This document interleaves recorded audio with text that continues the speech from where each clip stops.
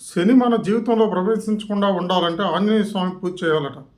రావణ బ్రహ్మ తన కొడుకు ఇంద్రజిత్తుకి జన్మనిచ్చేటప్పుడు రాసులన్నింటినీ గ్రహాలన్నింటినీ ఆయన ఆజ్ఞాపించాడు ఒకే వరుసలోకి రమ్మని. ఆ సందర్భంలో మిగతా గ్రహాలన్నీ కూడా ఒకే లైన్లోకి వచ్చి ఉన్నాయి. జ్యోతిష్కంలో పండితుడైనటువంటి రావణుడు మంచి గ్రహాల మధ్య కనుక పుట్టినట్లయితే కొడుకు చాలా శక్తివంతుడిగా ఉంటాడని భావించాడు. అప్పుడు శని ఆ మిగతా గ్రహాలతో కలిసి రాకపోవడంతో రావణ బ్రహ్మ శనిని యుద్ధంలో ఓడించి తీసుకొచ్చి లంకలో బంధిస్తాడు కొన్ని యుగాలుగా.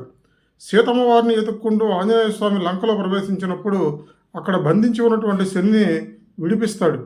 ఆ విడిపించినందుకు కృతజ్ఞతగా శని ఏం చెప్తారంటే, ఆంజనేయ, నీ భక్తులు ఎవరికి నేను ఎటువంటి హాని కలిగించను, వారి జీవితాల్లో ప్రవేశించను, ఇది నేను నీకు ఇస్తున్నటువంటి మాట అని ఆంజనేయుడితో శని అన్నారట.